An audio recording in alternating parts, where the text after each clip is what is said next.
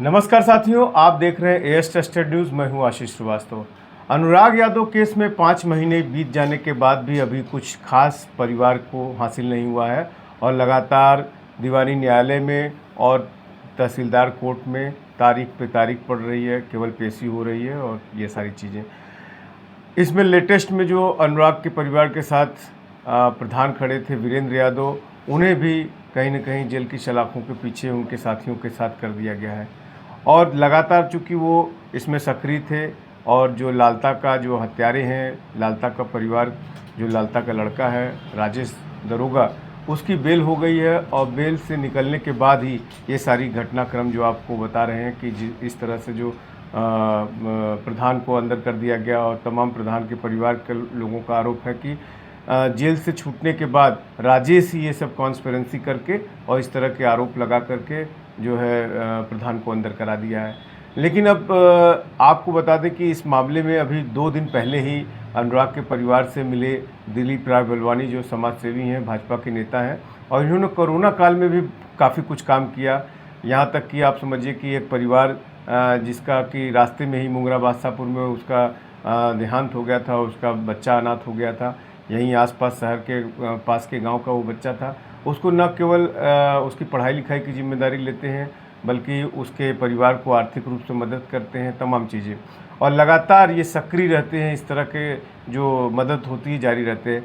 परिवार से ये 2 दिन पहले अनुराग के पिता से मिलते हैं और उनसे वादा करते हैं, लेकिन उस वादे के बाद घर से जाने के बाद आज नवरात्र का जो है दूसरा दिन है। ये शीतला चौकिया धाम, चूँकि माता जी के क्षेत्र में पूरा ये जनपद जौनपुर और आसपास के जो ज़िले हैं तमाम, उनकी प्रसिद्धि है कि जिनके आधे अधूरे जो काम है, जो मनोकामना होती है, वो दर्शन के बाद पूरी हो जाती है। बलवानी जी हमारे साथ हैं, उनकी भी आस्था माता जी में बहुत है और उन्होंने कुछ प्रार्थना की है, मत्था टेका है शीतला चौकिया धाम में जा कर के। और क्या कुछ, चूँकि 2 तारीख को इस मामले में 2 अप्रैल को तहसीलदार कोर्ट में सुनवाई फिर से है और उस मामले को लेकर के ये माता के इस कार्य को चूँकि उन्होंने बहुत ही चैलेंज के रूप में लिया है और उन्होंने कहा है मुख्यमंत्री और मुख्य सचिव से मैं इस काम को, उसके घर पे जो लालता हत्यारे हैं उनके घर पे जो बुलडोजर चलाने की काम है, जो तहसीलदार कोर्ट में एक फाइनल आदेश का काम है, वो हम करवाएंगे। और बड़ी दावे के साथ इन्होंने ये दावा किया है, जैसा कि हमने पिछले रिपोर्ट में आपको दिखाया था। और हमारे साथ है क्या कुछ उन्होंने माता से मनोकामना मांगी है और क्या कुछ उनका कहना है। बलवानी जी, बहुत बहुत धन्यवाद आपका एएस ट्रस्टेड न्यूज़ में। जी आज चैत्र नवरात्र का दूसरा दिन है और कल बहुत ही भीड़ थी। पहला दिन था माता जी का, तो भीड़ की वजह से मैं नहीं जा पाया। आज दूसरा दिन मैं सुबह गया तो 2 तारीख को सबसे पहले मैं तो लोग मतलब मान्यता नहीं है, मैं तो मान्यता तो एक अलग चीज़ होती है। माँ के दरबार ऐसा दरबार है, शीतला चौकिया दरबार ऐसा है कि यहाँ पे जो कुछ आप मांगिए माँ पूरा करती हैं। ये मैं खुद कई बार माँ के दरबार में ऐसा मैं तो दूर दूर से रह के माँ को प्रणाम किया हूँ और माँ ने मेरी मनोकामना पूर्ण किया है। और इस समय तो उनका समय चल रहा है माँ का, और बच्चों का तो बहुत ही ख्याल रखते हैं।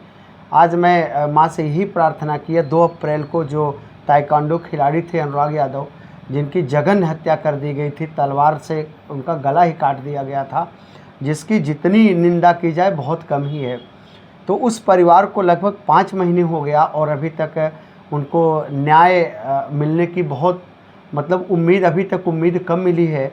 मैं 2 दिन पहले गया था, मैं उस परिवार से उनके पापा को मैंने देखा, उनका रो रो करके बुरा हाल था और उनकी आंखें सूज आई हैं, उनकी आंखें लाल हो गई हैं और जो है चश्मा बोल रहे थे। उनके बताए अनुसार क्या मैंने तो देखा ही, एकदम उनको कुछ दिख ही नहीं रहा है। मतलब ऐसे भी आंखें इतनी ऐसे ही देखने के बाद खुद मेरा तो मन खुद ही बिल्कुल से विचलित हो गया। मैं देख करके घबरा गया। मैंने कहा कि तो मैंने फिर माँ से मैंने कहा इस समय नवरात्र का दिन है, माँ से यही मैं प्रार्थना करता हूँ कि जो 2 तारीख को उनकी डेट लगी हुई है, वो डेट ये लगी हुई तहसीलदार सदर के यहाँ, जो उसमें उन्होंने अवैध तरीके से जिस ज़मीन को लेकर के विवाद हुआ था, वो विपक्षी बोल रहे हैं कि ये ज़मीन मेरी है, ये ज़मीन, उसी को लेकर के उन लोगों ने गला काट दिया था।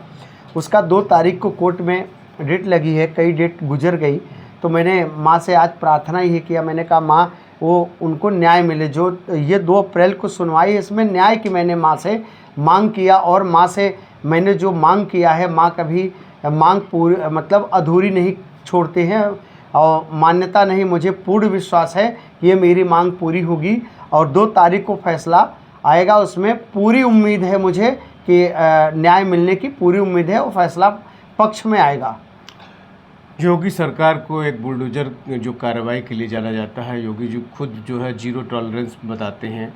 5 महीने बीत गया, इस परिवार को अभी कोई ना जो आरोपी थे ना उनका किसी का इनकाउंटर हुआ। वो जो दरोगा है उसने मिली भगत करके और वो सारा सरेंडर करा देता है अपने परिवार के लोगों को।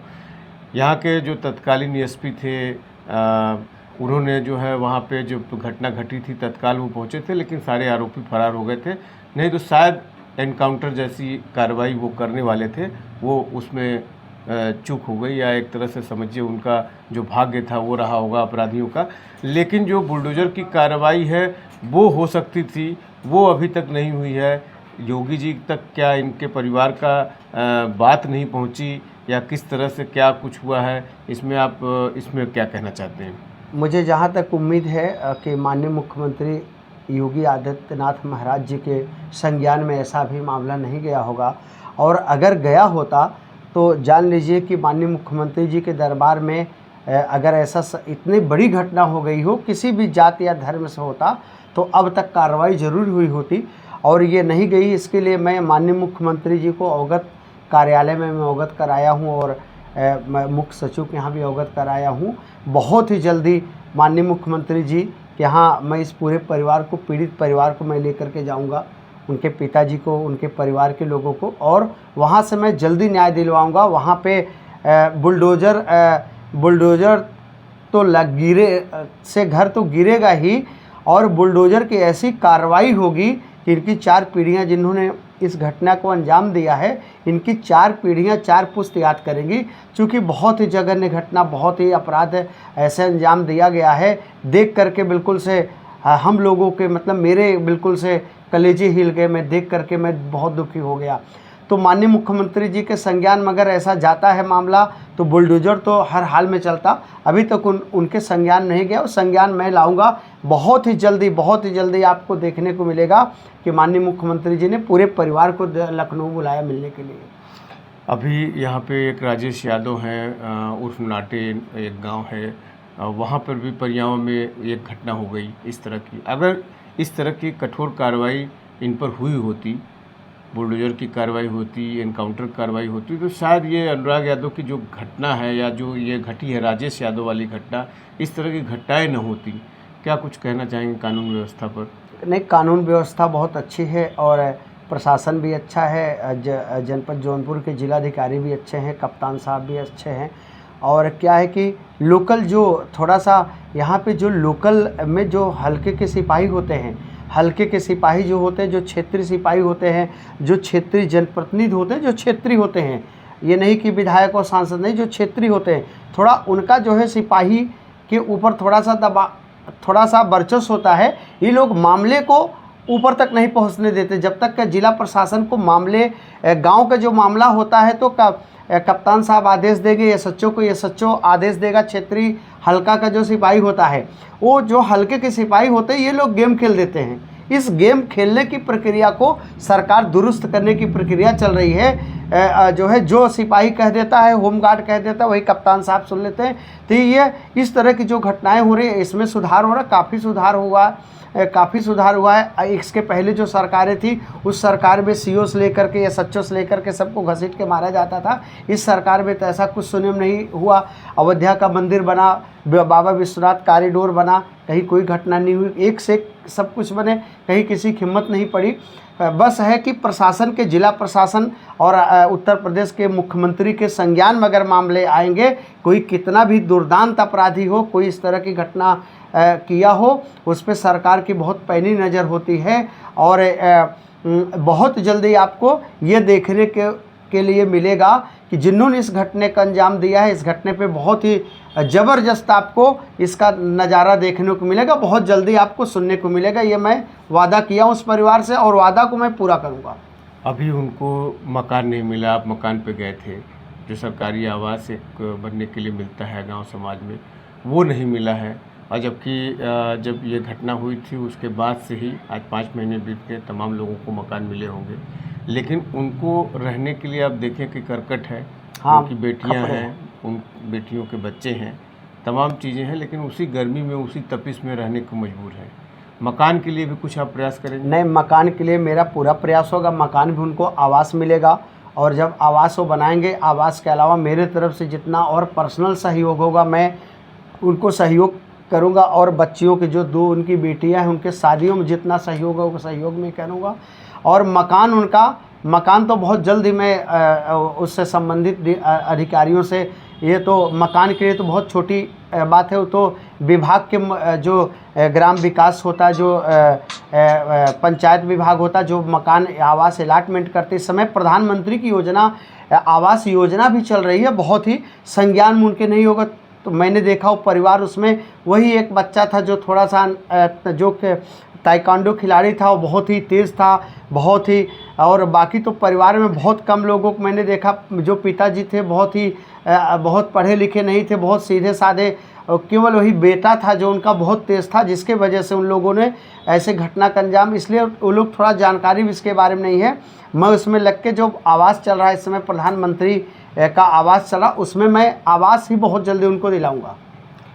तो जैसा आप देख रहे थे 2 तारीख को संभवतः जो है तहसीलदार कोर्ट में जो फाइनल आदेश की तरफ जैसा कि बहस बढ़ रही है, हो सकता है 2 तारीख को मां के आशीर्वाद से, शीतला चौकिया धाम के आशीर्वाद से इसमें कुछ ऐसा फैसला आ जाए जो अनुराग के परिवार को राहत देने वाला हो। और कहीं न कहीं दिलीप राय बलवानी जी, चूँकि अभी 5 महीने बीत गए हैं, उसमें परिवार के साथ जुड़ते हैं और बहुत ही दिल से ये इस घटनाक्रम को लिए हैं और इसमें जो है उनको न्याय दिलाने के लिए आगे आए हैं और तत्पर हैं। जैसा कि बता भी रहे हैं कि हमने माता के दरबार में जा कर के जो है माता का आशीर्वाद लिया है और परिवार के लिए न्याय के लिए मत्था टेका है। अब 2 तारीख को देखने लायक होगा कि क्या कुछ फैसला आता है और परिवार को कितनी राहत मिलती है।